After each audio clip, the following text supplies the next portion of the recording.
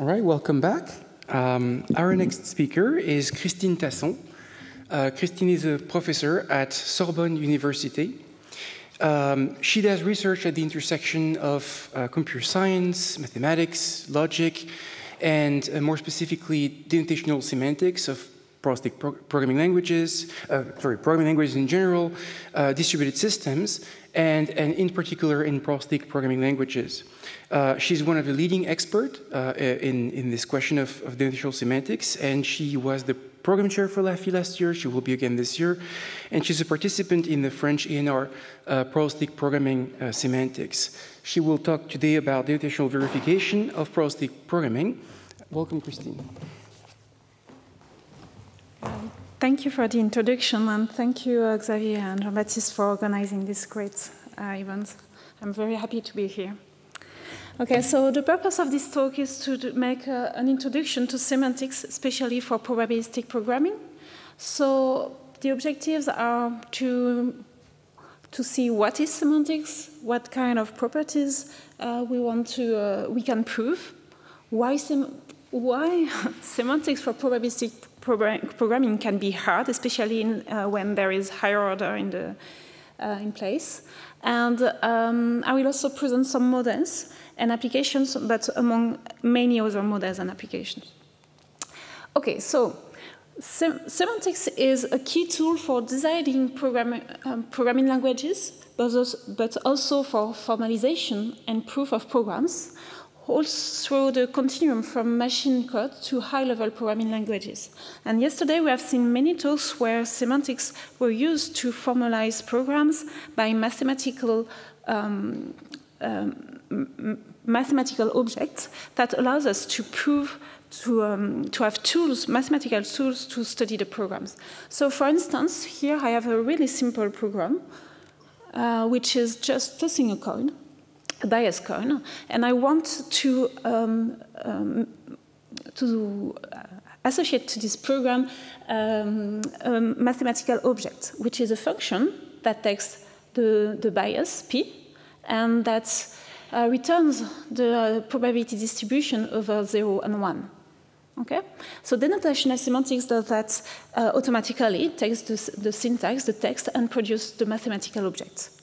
But when you have a model, a semantics, you can look at the structure inside and recognize some computational content and introduce it as construction, new syntax, and design new programming languages.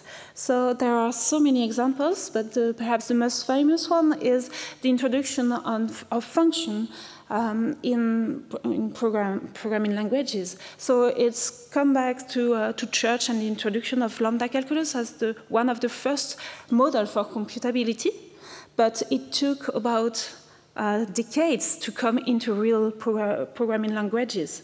So like in the 70s, there were some functions like procedures, but there are dynamic scopes. So it was not really corresponding to the nowadays thinking of functional programming.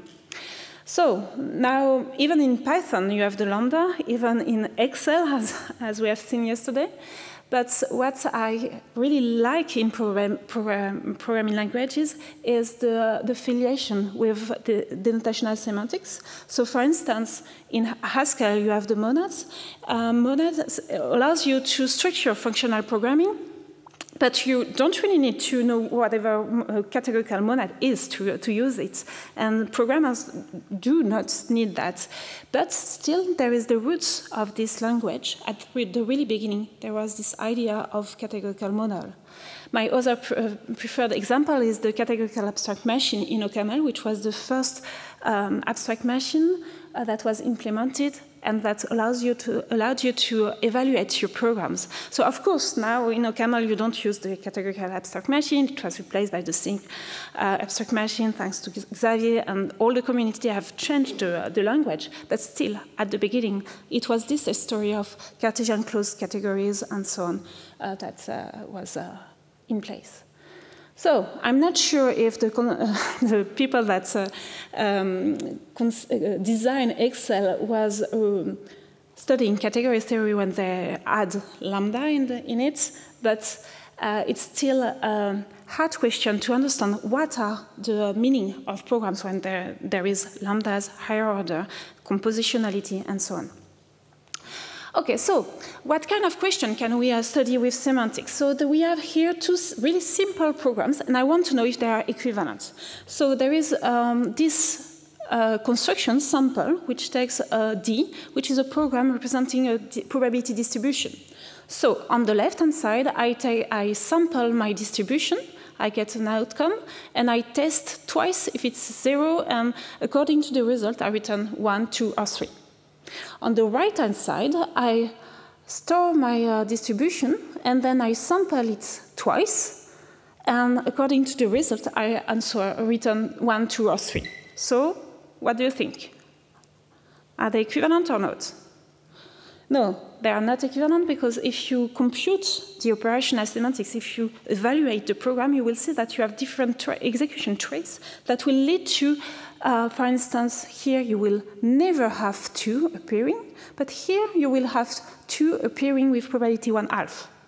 Okay, what's the difference? The difference is here I evaluate I sample my distribution only once, and then I test something which is not changing. But on the right-hand side, I copy my distribution several times, so I have independent, identically distributed random variables that are sampled. Okay, so when I mix some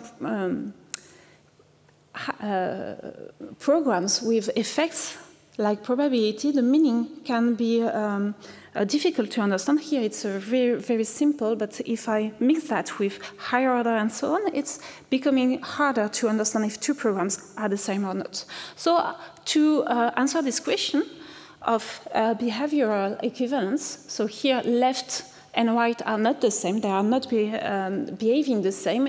That means that in any context they are not, there are some contexts where they give a different answer. So to answer this question of equivalence, I can use operational or denotational semantics. So I take an ideal programming language, which is just standard lambda calculus with recursion and some discrete probability. So I have a bias coin, a Bernoulli distribution that I can sample. It's a simple typed programming language, and on it I want to study how I compute my programs. And for this, I use this transition system, which is labeled with the probability P. So this can be read as P is the probability that M evaluates to M prime in one step of computation. I also want to study the denotational semantics, which is associating to a program M, which is of type A in a context gamma. I want to associate to it a morphism, a kind of function from the interpretation of the parameters to the interpretation of the outcome. The main property that I need is the soundness. That means that the denotational semantics corresponds to the operational one. If I want to compute the denotational semantics of M, I can just reduce it, use the semantics of M prime, multiplied by the probability that M reduces to M prime. Usually, we also have an adequation lemma that says that semantics, the 2 semantics, operational and denotational one, are the same at the ground types. So for any closed term of type NAT, the distribution computed by the denotational semantics over integer corresponds to the distribution that M reduces in as many steps as needed to an integer. Okay, so there is the probabilistic current spaces, which is a semantics of this denotational semantics of this language. And it is a generalization of Cousin measurable semantics, where we interpret a program of type NAT as a random databases that associate to any possible outcome a probability. Now we have to think of programs M, which is of type A in context gamma, and it will be interpreted as a transformer of random databases. So it takes the databases, the random databases interpreting the context, the parameters, and its outcome random databases for about the type of the outcome. Okay. So what is important here is how we can formalize the semantics of these such programs, and we can see that they are interpreted as series. Let's have a look at the two programs. So left is taking a probability distribution that can be seen as a random variable or as a random databases, and it will outcome a random databases. And what we see here is that the coefficient, the probability to outcome 1 or 3, is a linear function in the argument. But for right, you see that the arguments are polynomials of degree 2, and this is related to the fact that we sampled it twice. We copied our random distribution before sampling. Okay, so we already knew that probabilistic current spaces is sound and adequate to this probabilistic, this language, higher order language with probabilities. But with my colleague Tomaira and Michele Pagani, we show that it also characterizes exactly behavioral equivalence. So because the two semantics are different, we know that they have different behavior. Okay, but for continuous probability, we can generalize this semantics. So I take the same language, but I replace the discrete probability with continuous probability. And it's also typed. I have the right to sample a probability distribution, to produce new probability distribution out of measurable functions. The operational semantics now is a stochastic kernel that takes the set of programs endowed with a sigma algebra, which is just you take the sigma algebra of Borelian and you generalize it to terms. So you have to think to proba mu as the operational semantics that allows you to produce, to compute m and to see what is the probabilities that m will reduce inside u, which is a measurable set of terms. Okay, so we can describe the measure semantics at first order. Then M, which is typed of type A in the context gamma, is also a stochastic kernel that will transform the measure of a gamma to a measure of a A. And as an example, if I sample R, I take X and I plug it in P, I will compute the distribution that I get with an integral of the probability distribution associated to P. So we really need measurable function to be able to integrate this, to compute this integral. Again, we have the soundness, but now we replace the sum by this integral, and we have the adequacy. That means that at the ground type, the two semantics are in correspondence. Okay? So I have described semantics for a programming language with first-order functions and with some probabilities. But I have not spoken from now on of probabilistic programming. We need to add some observations, some inference, and so on. So I won't come back to what is a probabilistic programming language. We just recap that programs are described are used to describe statistical models, and inference is used to compute the distribution of a parameter to adapt a model to the data. And inference is embedded in the compiler so that the programmer has just to describe models as programs. So there are lots of probabilistic programming languages, but the heart of such a language is just a usual language with perhaps conditional loops, perhaps functions, and perhaps higher order. And there are these probabilistic primitives, and the fact that we can compare our model with some data and infer parameters. Okay, what are the questions that we can answer by knowing the meaning, the semantics of probabilistic programs? We can try to know what is the probability of determination, if a program describes the right model, or what is the speed of convergence, and can we distinguish two programs? Okay, so the semantics of probabilistic programs is a little bit different because we really relies on simulation. So here, let's think of this Galton board with this marble going through the board. And it is described by this program, Plinko, which is just describing the run of one marble going through the board. The semantics, the denotational semantics of this program is the distribution, the probabilistic distribution. So it's kind of ideal because we won't be able to compute it exactly. What we will be able to compute, and this will be the operational semantics, is a simulation using Monte Carlo. So the semantics of this program will be kind of an array of samples. So we have to choose the size of the array, how many samples we want to do, and we will have to sample this program as many times as needed to fill this array. So this is very important. The interpretation of a program ideally is a probability distribution, but its operational semantics that we compute is an array of samples. Okay, so the distribution can be computed compositionally for small blocks. We can also add recursion and loops by using fixed points and so on. Okay, but now I need to speak of conditioning and of inference.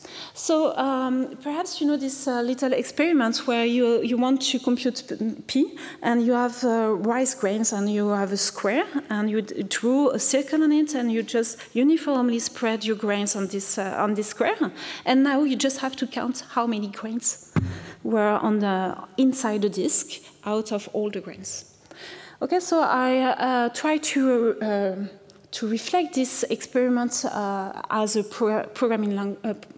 program. So first, I describe what is a uniform distribution over a square, like this. And now the usual thing is to use rejection sampling. While I am not inside the disk, I continue to sample. Okay, and I stop when I get something inside the disk. So again, I will sample it many times to have a good approximation of a uniform distribution over the disk. Now, if I want to use the probabilistic programming paradigm, I will just add this observation, which says that among all the samples, keep only the one that will fall inside the disk. Okay, so observe conditions the output distribution to the disk, and the inference allows you to approximate the distribution satisfying the condition. In your array, you only keep the one that satisfies the condition. So rejection sampling is one example of inference algorithm that allows you to compute this array. Okay, so but it's not adapted to every problem. So let's have a look at this problem, which was studied by Laplace in the 18th century. And the remark is that in the recording of births, there was some bias. Less female were recorded in the birth record. So Laplace was asking the question: is there a cause for that, or is it by chance? So he took some hypotheses. First, female births are independent and follow the same law with bias P. So you have to think of this Galton board, but now the nails, where when you hit the nails, you go left and right, but with some bias. And we can compute the probability to get F female out of B births given the bias, which is just the binomial, so you can just simulate it with this biased Galton board. And the novelty introduced by Laplace was that the bias follows a probabilistic distribution. So we can compute, thanks to the Bayes law, the Bayes law, sorry, the probability distribution of P given the data, but there is this intractable integral here, and because we are computer scientists, we will use a model and compute things by simulation. So we describe our model, which is the number of female births, given the parameter p. Then we describe our data, what we observed, and then we use this inference paradigm by sampling p, the parameter from a prior, by conditioning the outcome of this model with respect to the data, and by returning p. So we can then inference the parameter by using, for instance, the importance sampling inference algorithm, which is perhaps one of the simplest one. And the idea is to make some reinforcement and to weight parameters that gives you data that are close to the data that were observed. From the samples, from the weights, you can compute the approximated probability distribution. So you have to think to the operational semantics again as an array of samples of parameters, but now you add some weights on these parameters, and you compute the probability distribution according to this weight. This is the new operational semantics corresponding to this inference algorithm. So what is important to understand here is that there are lots of inference algorithms, and each algorithm comes with an operational semantics that describe how you compute this approximated distribution, how you compute the samples, how you represent this approximated distribution. Okay, so now what is important is if I use this or this inference algorithm, I want to describe the same distribution. So how do I know that my implementation of this algorithm gives me the same inference? And for this, I need some formal tools. Okay, so now, as I told you, probabilistic programming languages are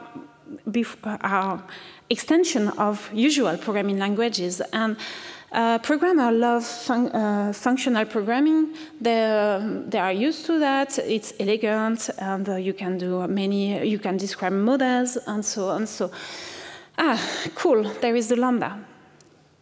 But what does it mean to have higher order function and with probabilities around? So at the, like 5 years ago, I think, they were the first languages which were probabilistic, with inference and so on, and which were functional, with higher order. But we had no idea of what it means. Is it correct to compute, to evaluate with that? So that's why you need, guys, some semanticians. Again. So, just a justification why it is useful to describe model and why we need some higher order. So it's a little example of regression. So you can also think of Vaikash, the example of regression about programs. So here we have a set of an ensemble of points in R2, and we want to learn what are the best function that approximates these points. Is it a polynomial? Is it a line or whatever? So what I can do is just to describe this problem using a distribution over functions. Okay, so now I want to do inference on function types. Okay, so what does it mean to have probabilistic higher order? We know that at first order, the measure semantics is sound. It's correct. But if we want to move to a higher order, we need a CCC. That means a Cartesian closed category. So why do we need a category? We need a category because types are interpreted as objects. That means sets with some more properties. And programs are interpreted as morphisms. That means kind of functions respecting the properties that you have put in your objects. Okay, so we need a category to be compositional and so on. We need this category to be Cartesian because we interpret context, the set of parameters, we interpret their types as a Cartesian product of the types. Okay? But we also need to be close. Closure means that there is a tight correspondence between evaluation. So the evaluation takes a program of type A to B, data of type A, and produce a data of type B. It applies this function to A. And the correspondence is between evaluation and clarification. And clarification transforms a function f with 2 parameters into a function of 1 parameter which outcomes a function of the other parameter. Okay? So if you want the evaluation in a higher order program to be correct, you need all these ingredients. But there is this Oman theorem which says that it's not possible to have the evaluation to be measurable if you take the measurable semantics. So this is what you read in any semantic paper about probabilistic programming. So I'm sure you want to see the proof. So let's go. Now, it's really an elegant proof that I really like to see this one. So let's reason by contradiction and assume that we have y and z are just R with some measurable notion on it. So we assume that if y and z are measurable sets, are measurable, then we can put a measurability notion about the functions from y to z, measurable functions from y to z. And we assume that the evaluation is measurable, and we will get a contradiction out of a diagonal process. Okay, so we consider this tight correspondence between the evaluation and the clarification here of the diagonal function. So h takes two reals and computes 1 if x is equal to y and 0 otherwise. Okay. First thing is to put some measurability on x and y. So x is r plus every part is measurable, and y is r, but we only consider countable or co-countable, that means that the complement is countable, parts are measurable, okay? Now, we need to put some measurability, some sigma algebra on x cross y, and we do it by the tensor. That means that the basic measurable sets are u cross v, where u is just a set and v is either countable or co-countable. It is a measurable set in this one. And we complement it by, we take the closure of these sets by complements, countable unions, and countable intersections. Okay. So now we remark that lambda h, the clarified version of h, is well defined. Indeed, we can just compute what it's doing. Now it's measurable. The first thing we need to understand is the image of lambda h, so lambda hx is living in y to r. That means it's measurable from y to r. Okay, and we can just compute the inverse image of 1 and 0 and see that it's countable and co-countable. Okay? Now, lambda h is also measurable as lambda h minus 1 is just a set. That's why we took all the sets as measurable sets. Okay? Okay, so lambda h is measurable. Eval is measurable by assumption. Remember, by contradiction, we assume that eval is measurable. So the composition of the two is measurable. Okay, so h, the diagonal, is measurable, and here there is a problem. And the problem is that the diagonal is not measurable in this measurable sigma algebra.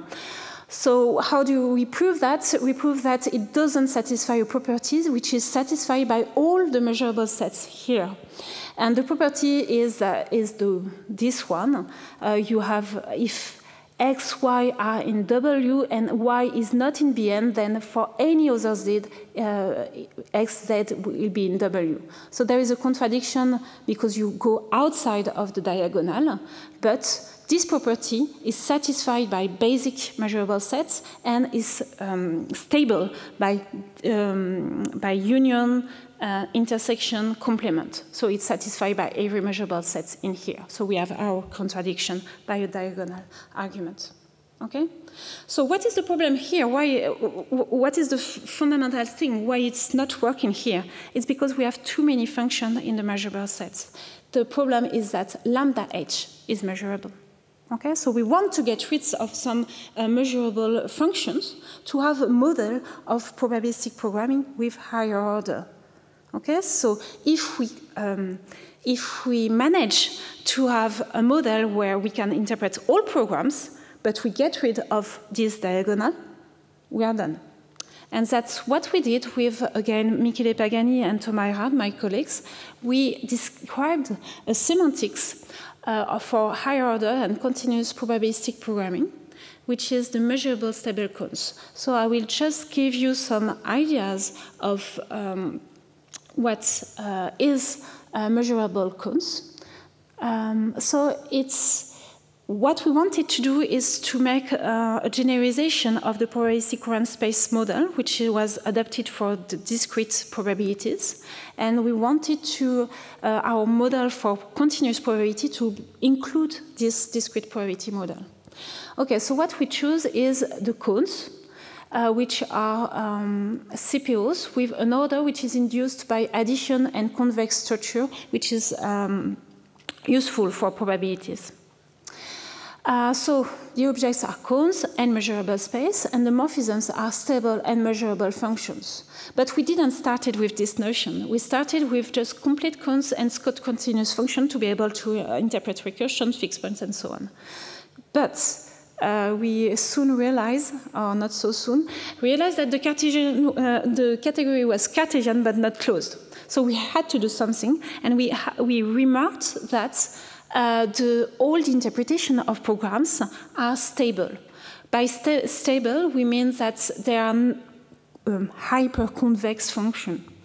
So there is this notion which is kind of infinite Lipschitzness, but adapted to convexity. And if we restrict to the stable functions, then we get a Cartesian closed category. And all the programs that we have in such a language are interpreted by those functions. But you remember, for interpreting let x against sample something, we need to compute integrals, and for this we need measurability. So we add measurability by a kind of logical relation. We know what is measurability for reals. We know, and we transfer it from ground types to function types. Okay, so now we have our Cartesian closed category, but it's not the only. Okay, we have some results on it. It's sound, it's adequate, and it's a conservative extension of probabilistic current spaces. Yeah. But it's not the only one. There is also the quasi-Borel spaces. It's about the same idea, actually. But you have this set of outcomes that you can have, and you want to take the probability notion in Borel sets, in reals, and to transport it from a real to our set of outcome, which is x here. So you take x, and a way to transform probability from R to X, which is the random elements, you add some properties on it so that everything go well, and you ask your function to preserve this notion of randomness. Okay, so the idea behind are about the same. For measurability, we just force it by adding it from the reals. But the models are really different. It's about the same way to interpret programs, but because the types are different, the objects are different, the function behaves differently. Okay, so I just present you two. Of course, it is a Cartesian closed category and a conservative extension now of standard Borel spaces. So I described just two ways of solving this problem of how to interpret higher-order probabilistic programming. The ideas are about the same, but two ways of solving it. The idea is to get rid of the functions that we have and to force the measurability from measurability on real to raise it to higher order. We can use these semantics to understand what is the meaning or to prove inference algorithms such as metropolis testing. There are different ways, but here for stable counts, what I will use is the operational semantics, the soundness, the invariance of the semantics, the adequacy that will imply the correctness. Okay, so this is the end. So if you want to take something home, is that semantics is useful for designing programming languages, but when you have designed them, it's not useful afterwards, meaning that we don't really use semantics in practice, or we use just very simple things in semantics. We've seen that in Joe talk yesterday. He just needed to interpret its program, and then it was done. And so semantics, it's great tools to have inspiration, to have formal comprehension of the language, to see that it's correct, we have the right to design this language. And